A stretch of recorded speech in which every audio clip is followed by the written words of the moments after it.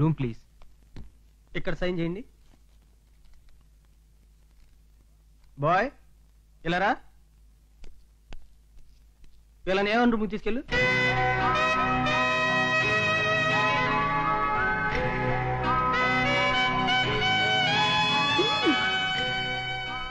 అనిల్, మనం పారిపోయి వచ్చింది మన ప్రేమ పండాలని, మోహన్ తీరాలని కాదు. అనిల్ ప్లీజ్. ఆడది పెళ్ళయిన తర్వాత భర్తకిచ్చే అపురూపమైన కానుక కన్నితనం. ప్రియుడిగా దోచుకోకూడదు, భర్తగా అందుకోవాలి.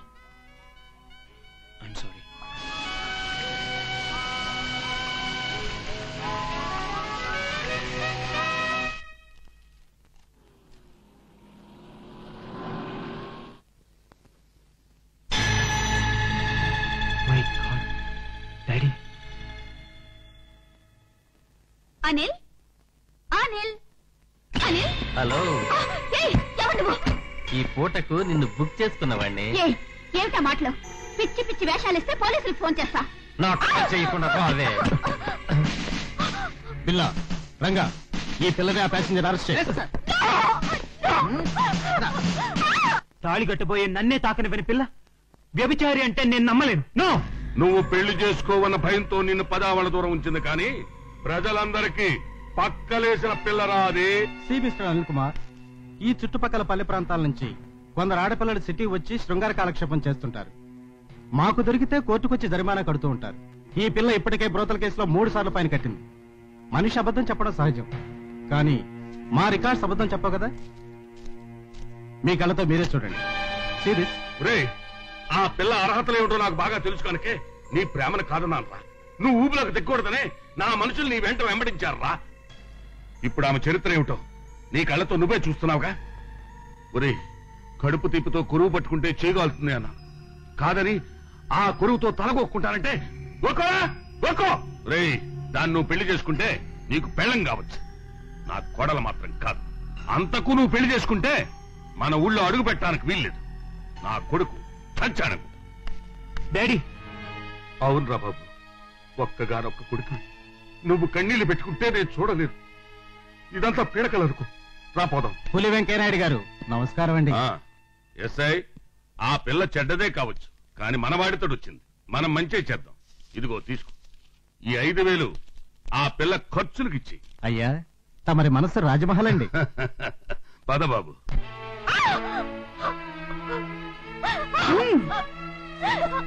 డబ్బేసి కొన్నది నిన్ను వదలడానికి కదే. నేను అలాంటి దాన్ని కానంటే నేను ఒక అబ్బాయిని ప్రేమించాను. అది ఇష్టం లేని అబ్బాయి తండ్రి నా మీద బురద చల్లాడు. నిజంగా నాకేం తెలీదు. బురద కాదే ఊబి. ఎలాగైతే నేను వచ్చావుగా, ఇంకా ఇంకా దిగబడ్డవే కాని తేలడం ఉండదు. మీరు వదిలేస్తే మా ఊరు వెళ్ళిపోతానండి.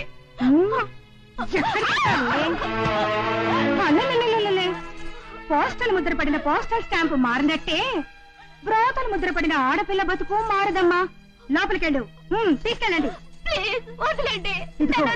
అరిచి గీ పెట్టి రౌడీల చేత దెబ్బలు తెరుకు. బంగారం లాంటి ఒళ్ళు కమిలిపోద్ది, నా కరెంట్ అకౌంట్ దెబ్బతింటది. తీసుకెళ్ళండి. జానీ, పడితే గాని లైన్ లోకి వచ్చేలా లేదు. మన మంత్రి గారికి ఫోన్ చెయ్యి.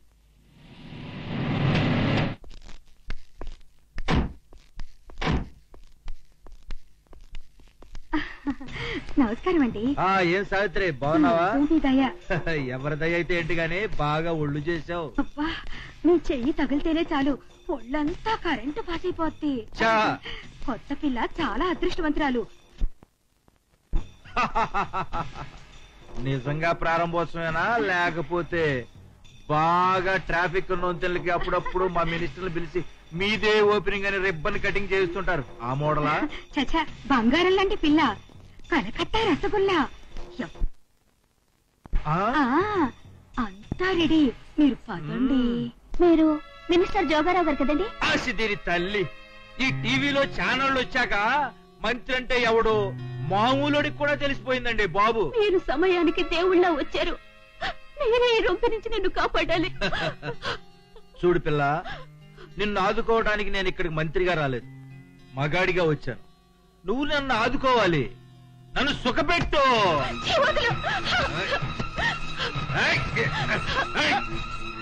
ఇట్ట బెట్టు చేస్తేనే నేను పొసుగునైపోతా. ముళ్ళెళ్ళి అరిటాకు మీద పడ్డా, అరిటాకెళ్ళి ముళ్ళు మీద పడ్డా నీకే నష్టం. రిగ్గింగ్ చేసిన బ్యాలెట్ పేపర్లో అయిపోతావు.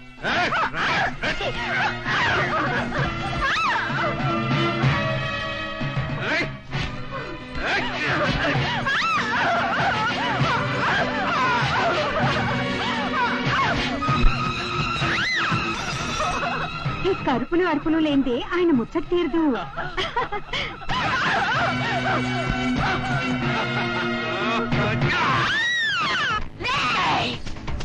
నేను చావనన్నా చస్తాను కానీ నీకు మాత్రం లొంగను.